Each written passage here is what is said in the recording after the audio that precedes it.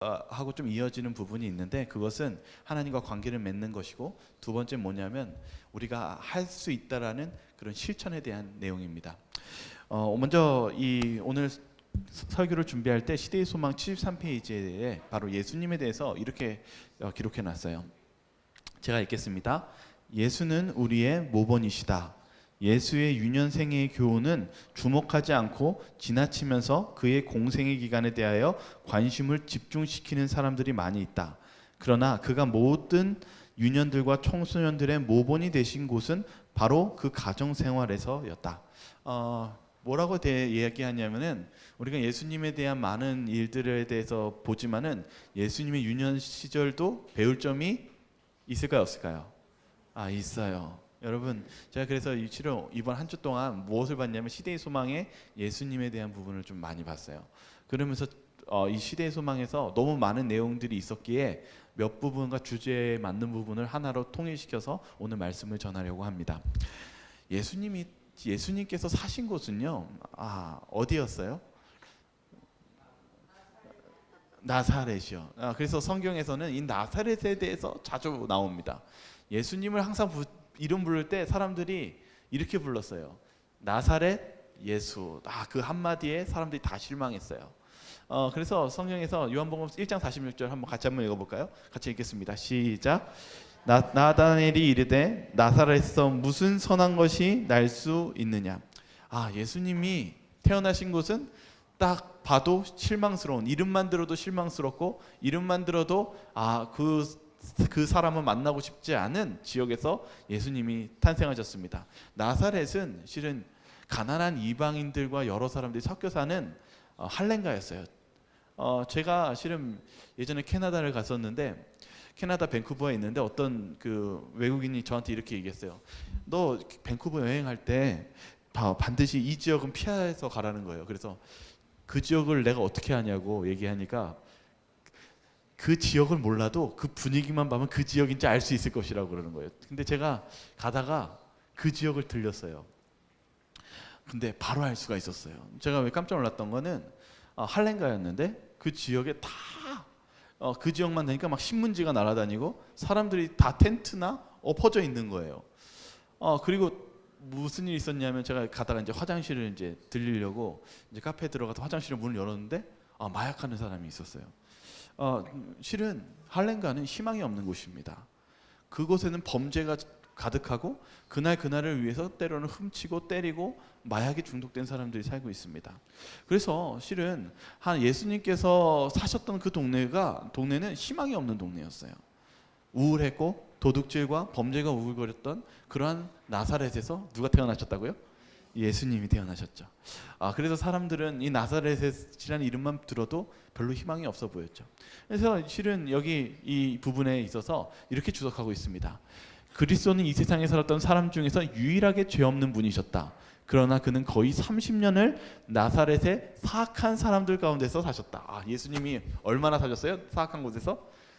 30년. 대부분을 나사렛에서 보내셨어요. 근데 죄가 없으셨다는 것이죠. 왜 오늘 이 메시지를 전할까요? 우리는요, 쉽게 낙담합니다. 쉽게 절망하고 그러한 가운데 더 이상 희망이 없다라고 얘기합니다. 그런데 예수님이 우리를 위해서 모본을 보여주셨는데, 가장 희망이 없다는 곳에서 30년을 보냈는데 뭐 없이 보내셨어요? 죄 없이 예수님께서 그것을 이겨내셨다는 사실입니다. 그래서 우리가 유년 시절을 배울 필요가 있는 것입니다. 여기 보시면은 그의 생애를 살자면은 예수님이 장소나 재산이나 번영에 의존해야 한다고 생각하는 사람들에게 견책이 된다. 시험, 빈공, 역경이야말로 순결과 확고부동함을 개발시키는 데 필요한 수련이다.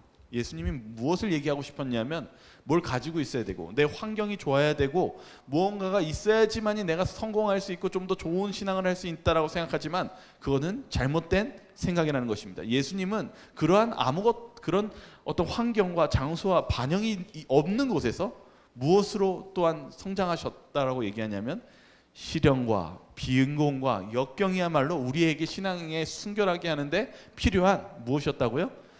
수련이었다라고 얘기합니다. 여러분들이 가지고 있는 환경이나 어떤 역경이 있었을 때 좌절하지 마시고 그것을 예수님처럼 수련의 도구로 사용하시길 바라겠습니다.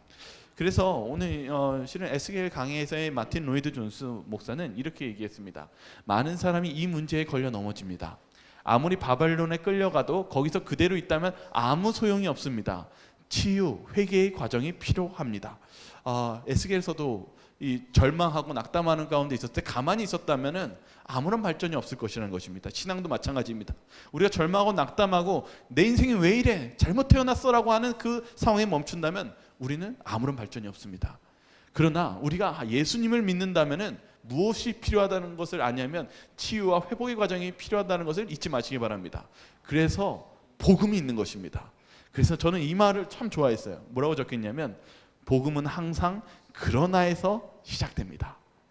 예수님이 어디서 태어나셨다고요? 희망이 없는 나사렛에서 태어났습니다. 그러나 그분은 죄를 짓지 않았습니다. 그러나 예수님은 낙담하지 않고 승리하셨습니다. 우리도 그런 삶을 살아야 되지 않겠습니까? 예수님에 대해서 이야기했을 때 이 마가복음 6장 3절은 그분의 직업을 설명하고 있습니다. 뭐라고 설명하냐면 이 사람이 마리아의 아들 목수가 아니냐 하고 예수를 배척한지라. 예수님의 직업은 목수였어요. 실은 이때 당시에 목수의 직업을 좀 더 구체적으로 얘기하면은 일용직 노동하는 그런 사람이었습니다. 그러니까 예수님의 직업의 신분이 그렇게 좋은 신분과 그리고 그 벌이가 그렇게 큰 벌이가 아니었어요. 하루 벌면 얼마나 먹고 살았을까요? 정말 하루 이틀 먹고 사는 거예요. 왜냐하면 가족들이 많았기 때문에 예수님이 노동을 하시면은 나눠 먹어 가족들이랑 같이 나눠야 됐거든요. 그런데 비가 오거나 그날 날씨가 안 좋으면 어떻게 됐을까요? 예수님은 많이 굶으셨어요. 그래서 오늘 여기 시대의 소망은 이렇게 이야기합니다. 같이 한번 읽어볼까요? 예수께서는 같이 읽겠습니다. 시작. 예수께서는 빈곤과 극기와 궁핍을 잘 아셨다. 이 경험이 그에게 한 방벽이 되었다. 그의 부지런한 생애에는 시험을 이끌어 드릴 만한 한가한 시간은 없었다. 그에게는 부패한 교제를 위한 길을 터놓는 목적 없는 시간이 없었다. 그는 할 수 있는 대로 시험하는 자가 들어오지 못하게 문을 닫았다. 여러분, 정말 할렘가나 정말 우중충한 그런 곳에 우리가 산다고 했을 때 얼마나 우울합니까? 근데 예수님께서 그런 우울한 환경 속에 사셨을 때 그런 죄의 유혹을 어떻게 싸워서 이기셨습니까? 무엇 하셨습니까? 예수님의 직업이 무엇이었습니까? 목수셨습니다. 예수님은 한가할 틈을 두지 않았습니다. 어려서부터 부모님의 일을 도왔습니다. 우리도 우리의 삶 속에 나약하고 게으름이나 아니면 그 자포자기한 제자리에 앉아있는 그 상태에 있지 말고 움직이셔야 됩니다. 우리가 그러한 움직이고 노동을 할 때 죄는 들어올 틈이 없는 문을 닫는 그 일을 하는 그런 모습을 예수님께서 보여주셨다는 사실입니다. 여러분들이 때로는 누군가를 간호하시고 또한 내가 몸이 아플 때 거기서 마음속에서 우울감으로 멈추지 마시고 움직이시기를 바라겠습니다. 제가 이번 주에 실은 감사가 있었어요. 감사가 있었는데 제가 대화를 나누는데 장로님이 그 말씀하시는 거예요. 예전 교인하고 저희 때 교인하고 오늘날 교인이 너무나 다르다는 거예요. 그러니까 뭐가 다르냐라고 물어보니까 이 장로님이 이러는 거예요. 저희가 예전 때는 어떤 11금을 내고 어떤 교회에 어떤 건축을 했었을 때 실은 돈이 많아서 드린 게 아니었대요. 실은 때로는 어떻게 드렸어요? 때로는 이게 전부 다였는데 못할 줄 알고 드렸어요? 하나님이 나를 못 해줄 거라고 생각했어요? 책임져 주시겠지. 내가 이거 11금 있는 거 다 드려도 못할 줄 알았어요? 채워 주실 거야. 때로는 건축 헌금이 많은 헌금을 드렸는데 실은 진짜 없는데 드리시는 분들도 있으셨어요. 그런데 못하고 드렸어요? 하나님이 분명히 우리에게 더 큰 축복을 주실 거라고 드렸어요. 그런데 오늘날은 달라졌대요. 오늘날은 내 눈에 있었을 때 어려운 현실적인 문제가 있으면 못하려고 하지 않아요? 그것을 도전하려고 하지 않아요. 내가 현실적으로 못하면 그건 못하는 거라고 믿기 때문에 더 이상 그 믿음을 활용하지 않는다는 것입니다. 오늘날 우리는 이런 믿음이 없어지고 믿음을 도전하지 않는 시대에 살고 있습니다. 그런데 이 시대의 소망에서는 이렇게 이야기하고 있어요. 이 부분 우리 같이 한번 읽어봅시다. 같이 읽겠습니다. 예수께서는 시작. 예수께서는 자기를 따른다고 자칭하는 많은 사람들이 그러하듯이 수고와 책임을 회피하지 않으셨다. 많은 사람이 연약하고 일에 능숙하지 못한 까닭은 이러한 훈련을 회피하려 하기 때문이다. 비록 그들이 귀하고 사랑스러운 특성을 가지고 있을지라도 난간에 봉착하거나 공경을 극복하여야 할 때에는 무기력하고 거의 무익하여진다. 그리스도께서 나타내신 과단성과 정력, 품성의 견고함과 능력이 그가 견디신 것과 같은 훈련을 통하여 우리에게도 개발되어야 한다. 예수께서 받으셨던 은혜는 우리를 위한 것이다. 예수님이 나사렛에서 희망이 없고 정말 뭐 가진 것이 없고 그렇게 태어나셨지만 그것을 누구를 위해서 보여주신 것입니까? 우리를 위해서요. 예수님은 절망적인 순간을 희망으로 바꿔놓으셨습니다. 제가 감동받았던 게 뭐였냐면 예수님이 많이 노래하셨대요. 찬양을 불렀대요. 이렇게 돌 위에 올라가가지고 어린 소년일 때 이렇게 하나님을 찬양하며 찬미를 불렀대요. 그러면 지나가는 사람들이 다 어떤 사람들이요? 일용직하고 살기 힘든 외국인과 가서 입이 삐쭉 나오면서 불평할 때 누구의 찬양 목소리가 들렸을까요? 예수님은. 그래서 예수님은 실은 짐승들도 예수님을 좋아했대요. 예수님은 그 짐승들이 치는 참새가 다쳐서 쓰러질 때 그를 치유하기 위해서 앉으셨대요. 우리가 그런 예수님이 가장 절망적인 순간을 희망적으로 가셨던 이유는 신성을 쓰신 게 아니라 우리와 인간처럼 똑같이 사시고 그런 노력을 하시고 찬양을 하시고 하나님을 만나기 위해서 바라보셨다는 사실입니다. 그래서 저는 이 말씀이 가장 와닿습니다. 누가복음 1장 80절에 있는 말씀인데요. 같이 한번 읽어보겠습니다. 시작. 아이가 자라며 심령이 강하여지며 이스라엘에게 나타나는 날까지 빈들에 있으니라.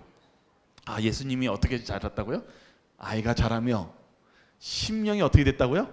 강해지고. 여러분 정말 비방과 욕설이 있는 그러한 지역에 사셨을 때 어떻게 여러분의 마음이 강해질 수 있겠습니까? 그런데 저는 여기 마음에 드는 구절이 있어요. 어디에 있으셨대요? 이스라엘 나타날 때까지? 이스라엘이 나타날 때까지 어디에 계셨다고요? 빈들에 있으니라. 지금 여러분 제가 보여준 사진이 나사렛입니다. 여러분 이게 나사렛이에요. 지금도 실은 좋은 지역이 아니에요. 우범지대예요. 그래서 실은 저 성지순례 갔을 때 나사렛 들렸는데 너무 오래 돌아다니지 말라고 그래요. 왜냐하면 이 범죄가 많고 좀 안 좋은 동네라서 예전에도 그랬지만 지금도 문제가 많은 동네입니다. 그런데 예수님이 아마 여기 사셨을 때 얼마나 울음소리와 안 좋은 정말 세상에 절망적인 소리가 가득했었을 때 예수님이 어디에 많이 있기를 좋아하셨을까요? 빈들이에요. 그래서 제가 여기 앞에 빈들을 있는 사진을 찍은 거예요. 여러분 이렇게 보니까 빈들에 뭐가 많이 펴 있어요? 여기 잘 안 보이시죠? 풀과 꽃이 많이 펴 있어요. 예수님은 천연계를 바라보면서 하나님을 만났고 하나님의 말씀을 읽었습니다. 여러분 우리가 아무리 절망적인 순간일지라도 우리는 하나님과 관계를 맺을 수 있습니까? 맺을 수 있습니다. 예수님은 그런 절망적이고 희망이 없는 순간에서도 하나님을 만나셨습니다. 그리고 하나님을 찬양했습니다. 그러면서 자라나셨고 심령은 강해졌습니다. 우리도 그렇게 강해질 수가 있습니다. 우리가 예수님처럼 이 어린 예수님은 연약한 예수님이었습니다. 어린아이였습니다. 그러나 예수님은 그런 삶 속에 하나님을 만나고 찬양하고 그리고 아름다운 자연을 찾아가면서 그런 예수님과의 관계를 밀접했을 때 다른 사람들이 위로를 받았고 다른 사람들조차 그런 예수님의 그런 상쾌하고 그리고 기운 넘치고 재치 있고 밝은 그 모습을 보면서 용기와 위로를 얻었다는 사실입니다. 여러분 우리도 그렇게 될 수 있다는 것을 예수님이 보여주셨습니다. 그러므로 우리가 예수님의 어린 시절을 본받을 필요가 있는 것입니다. 제가 한 책을 읽었는데요. 예수님이 그래서 자연을 너무 좋아하시고 그래서 예수님이 설교할 때 뭐가 항상 많이 있냐면 자연에 빗댄 말씀이 항상 많았어요. 참 기억나시는 게 참 많죠. 참새도 있고 또 뭐도 있습니까? 백합화 맞아요. 백합화를 입히시는 그리고 또 뭐가 있습니까? 제가 갑자기 지금 여기 있으니 네? 나무에 대한 비유. 네, 젖부침에 대한 비유, 포도나무에 대한 비유, 참 많이 있어요. 근데 제가 오늘 씨 뿌리는 비유. 제가 오늘 말씀드리고 싶은 게 씨 뿌리는 비유예요. 예수님이요, 이 씨 뿌리는 자의 비유에 대해서 말씀하셨거든요. 근데 제가 특별히 오늘 씨 뿌리는 자의 비유 중에서 특별히 이 히브리서에 있는 말씀과 함께 좀 씨 뿌리는 자에 대한 비유를 나누기를 원합니다. 히브리서 4장 7절에 뭐라고 얘기하는지 같이 한번 읽어볼까요? 같이 읽겠습니다. 너희는 시작. 너희 마음을 완고하게 하지 말라. 하나님께서는 우리의 마음을 무엇하게 하지 말래요? 완고하게, 이게 문 닫고 딱딱한 마음처럼 있지 말라는 거예요. 실은 이 완고하다는 것은 왜 우리의 마음이 딱딱해지냐면, 죄가 우리의 마음에 있으면 우리의 마음이 딱딱해집니다. 하나님의 음성이 들리지 않고 마음이 딱딱해집니다. 근데 그거를 예수님이 씨 뿌리는 자의 비유 속에서 이렇게 비유하셨어요. 마태복음 13장에 있는 말씀인데, 예수께서 비유로 여러 가지 그들에게 말씀하여 이르시되, 씨를 뿌리는 자가 뿌리러 나가서 뿌릴새 덜어는 길가에 떨어짐에 새들이 와서 먹어버렸고. 이게 마음이 완고한 자에 대한 비유입니다. 씨가, 하나님의 복음의 씨가 뿌려졌는데 어디에 뿌려졌어요? 길바닥이에요. 좀 현대적으로 좀 표현할까요? 시멘트 도로에다 뿌려졌어요. 아스팔트예요. 이 씨가 어떻게 될까요? 뿌리도 못 내리고 자라지도 못하고 어떻게 될까요? 새가 와가지고 아이고 이거 참 맛있는 씨다 하고 어떻게 먹어요? 꿀꺽 먹는다는 것입니다. 이걸 왜 표현했을까요? 예수님 뭐라고 했냐면 이렇게 얘기했어요. 아무나 천국 말씀을 두고 깨닫지 못할 때는 악한 자가 와서 그 마음에 뿌려진 것을 빼앗나니 이는 곧 길가에 뿌려진 자요.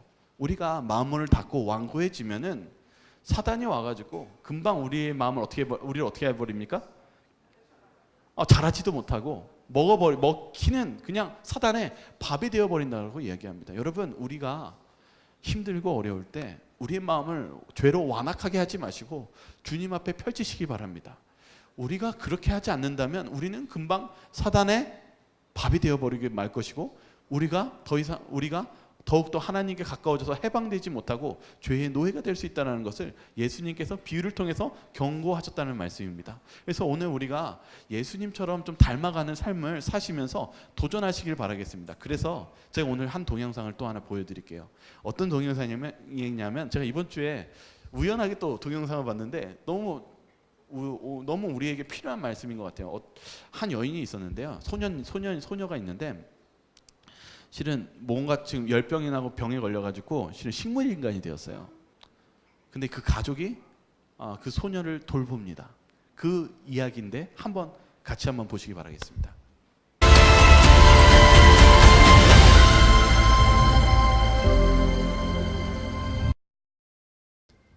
실제 있는 이야기입니다. 빅토리아 앨런인데 식물인간이었는데 못 걸었고, 그럼 어떻게 됐어요?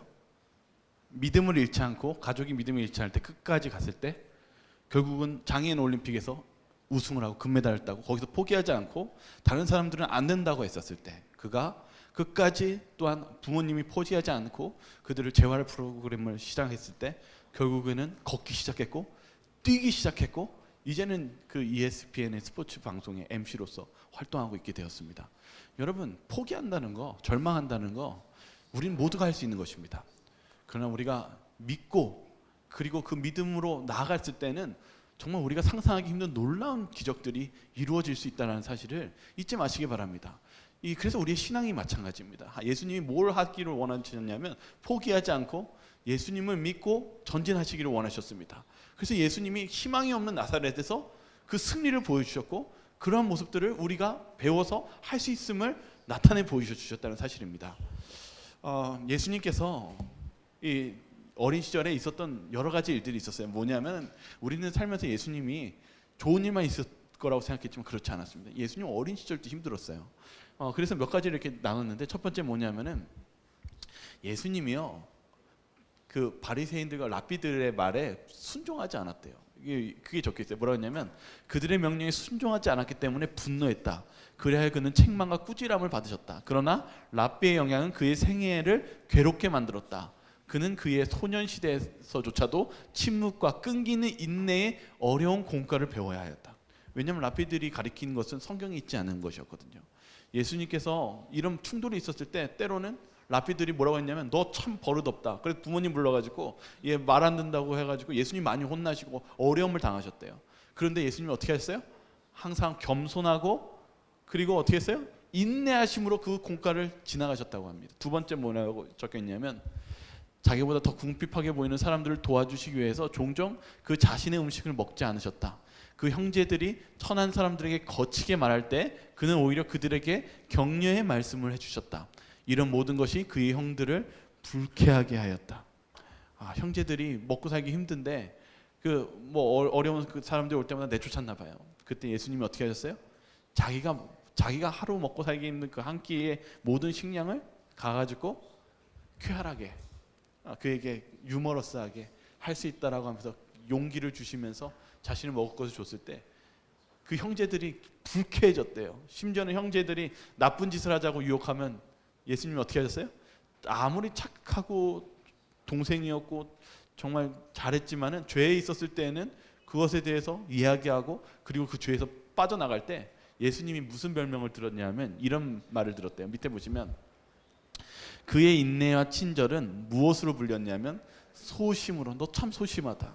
예수님이 하신 그 바른 길을 사실 때 사람들한테 놀림을 많이 당했어요. 소심한 사람이라고.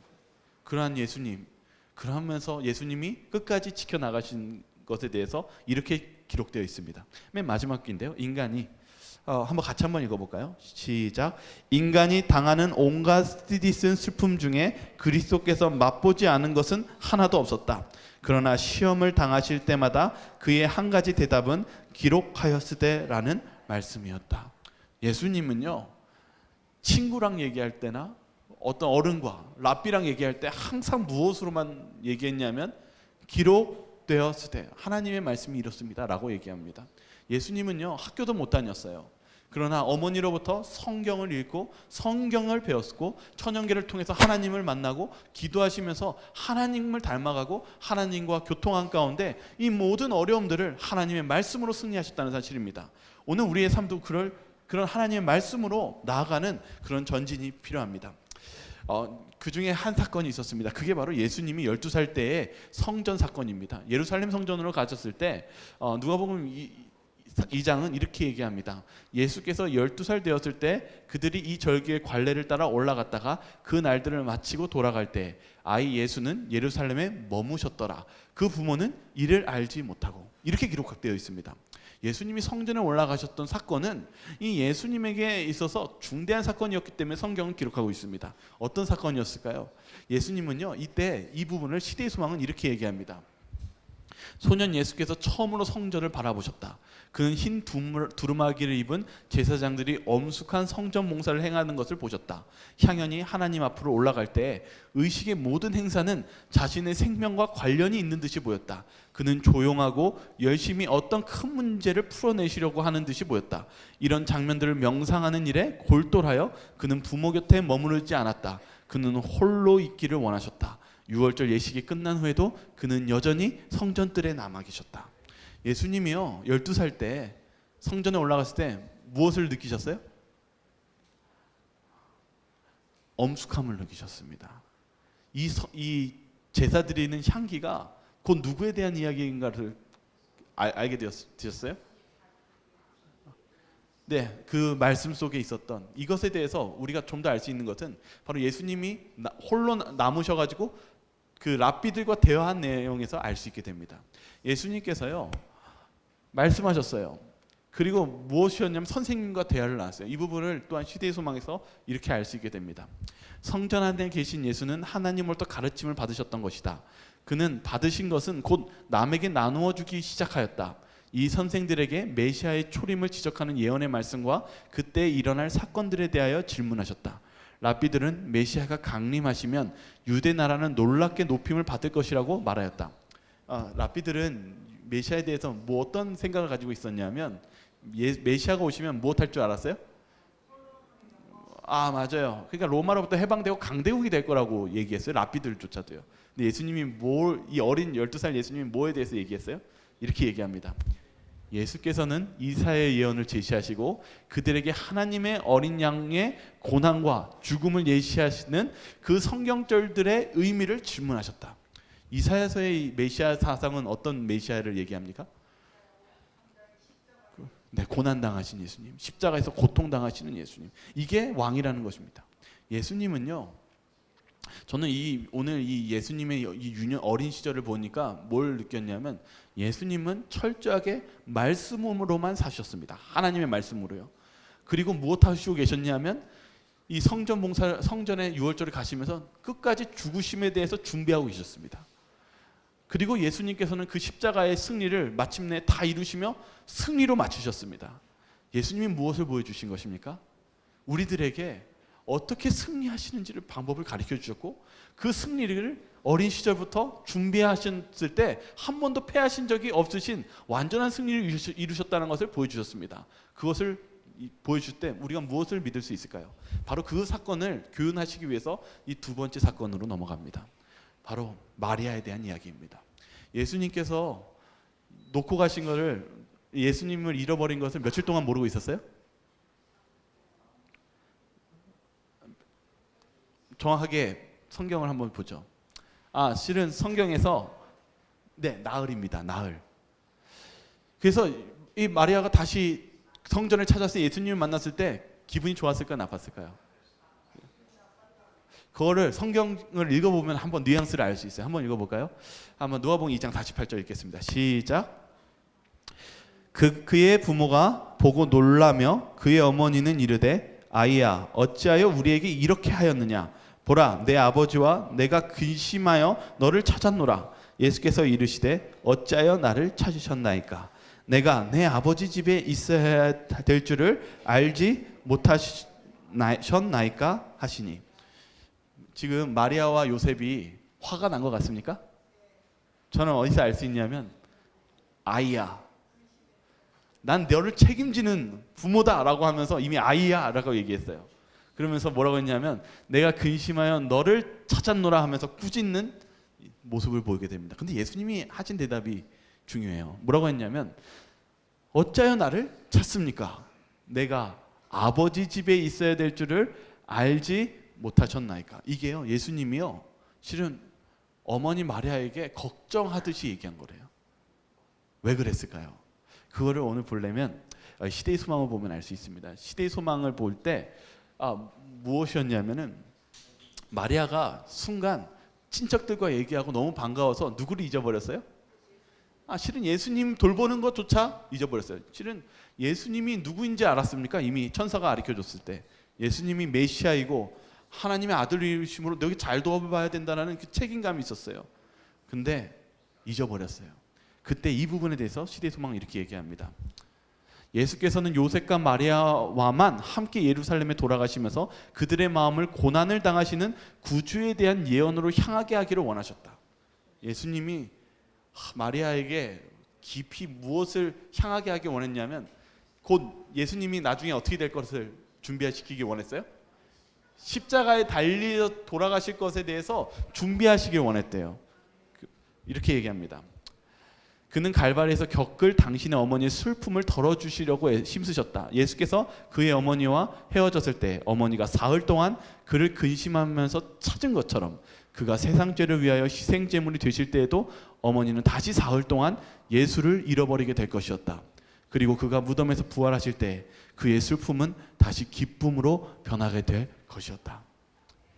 마리아에게 그 잊혀진 사흘의 기간은 예수님이 돌아가시고 사흘 만에 부활하는 그 슬픔의 사흘의 기간이었습니다. 예수님이 솔직히 마음이 아프셨어요. 마리아에게, 어머니에게 당신도 준비해야 됩니다. 믿음을 준비해야 된다라는 그 말씀을 우리에게 해주고 싶어서 말씀하셨다는 사실입니다. 여러분, 오늘 이 말씀을 들으니까 어떤 교훈이 생기지 않습니까? 교훈이 있어요. 예수님의 유년 시절과 이 마리아의 사건을 통해서 여러분이 배우셔야 될 교훈이 있습니다. 마리아도 넘어졌다는 얘기입니다. 마리아가 실수가 없을 것 같지만 마리아가 연약해졌어요. 예수님이 십자가에 달려 돌아갈 때 실은 예수님이 그 십자가에 달린 것을 믿고 싶지 않았어요. 뭔가 잘못됐다고 생각하면서 나중에 어떻게 됐습니까? 혼절하셨죠. 기절하셨죠. 여러분, 이 부분에서 그래서 이렇게 얘기합니다.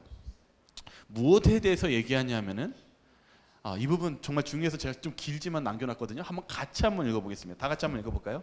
시작. 그러나 만일 마리아가 지금 예수께서 자기 어머니의 생각을 돌리기 위해 애쓰고 있는 그 성경절을 깨달았다면 예수께서 운명하실 때에 당할 고민을 얼마나 더욱 쉽게 견딜 수 있었을까? 만일 요셉과 마리아가 묵상과 기도로 그의 마음을 하나님께 머무르게 했다면 그들은 하나님의 아들을 맡은 직분의 신성성을 깨닫게 되었을 것이며 따라서 예수를 잃어버리지 않았을 것이다. 하루를 등한히 함으로 말미암아 그들은 구주를 잃었다. 그러나 그를 찾기 위하여 그들은 사흘 동안 근심하면서 찾으러 다녔다. 우리도 이와 같은 경우를 당한다. 우리는 쓸데없는 잡담과 험담과 기도의 등한으로 말미암아 단 하루 동안에 구주에게서 떠나가게 되며 그를 찾아서 잃어버렸던 평안을 다시 회복하려면 여러 날을 슬퍼하면서 찾아야 할 것이다. 오늘의 말씀의 주제는 이겁니다. 우리도 마리아처럼 하루를 등한히 한다면 예수님을 잃어버릴 수 있게 된다는 사실입니다. 오늘 그러한 예수님께서는 우리에게 유년 시절을 보여주면서 뭘 말씀하시냐면 우리가 하나님의 말씀대로 산다면 우리는 승리할 수 있고 다시 회복할 수 있다는 사실입니다. 그래서 우리가 하나님의 관계를 맺을 때 그것을 가만히 말만 하지 마시고 직접 실천하는 그런 믿음을 살아보시길 바라겠습니다. 오늘 아까 그 한 여인이 무엇했습니까? 포기하지 않고, 그리고 의사마저도 이미 안 된다라고 했었을 때 끝까지 그 믿음을 실천했을 때 무슨 일이 일어났습니까? 엄청난 기적이 일어났습니다. 이제는 자연스럽게 활동하며 건강하게 살고 있습니다. 그런 놀라운 기적이 우리의 믿음의 신앙에도 이루어질 수 있다는 사실입니다. 제가 한 가지 이야기만 하고 마치겠습니다. 혹시 이분 아세요? 네, 여러분 잘 아는 벤 카슨입니다. 아주 유명한 박사가 우리 재림교회인이죠. 근데 저는 오늘 벤 카슨에 대해서 이야기하고 싶기보다는요, 그 어머니 소냐 카슨에 대해서 이야기하고 싶어요. 왜냐하면 벤 카슨이요, 실은 예전에 이제 트럼프하고 이제 대통령 선거했었을 때 선거할 때마다 자주 얘기했던 사람이 바로 어머니 소냐 카슨입니다. 이 소냐 카슨은요, 지금 22살에 결혼했는데 알고 보니까 이 남편이 이중 결혼을 한 거예요. 그래가지고 결국은 이 소냐 카슨이 이혼을 합니다. 그래서 이제 자식들을 데리고 공동주택에서 이제 어렵게 사는데 실은 소냐 카슨은 교육을 받지 못해서 어렵게 살았어요. 그래서 그녀는 어떻게 살았냐면은 실은 두세 가정을 하루 종일 돌면서 이 파출부로 일했어요. 그래가지고 실은 이 자녀들을 어떻게 교육해야 될지 모르겠어요. 하루는 벤 카슨이 이 성적표를 받아왔는데 성적표를 딱 받아서 딱 보여줬는데 뭐라고 적혀 있냐면은 누가 이렇게 적었어요. 가장 멍청한 아이라고.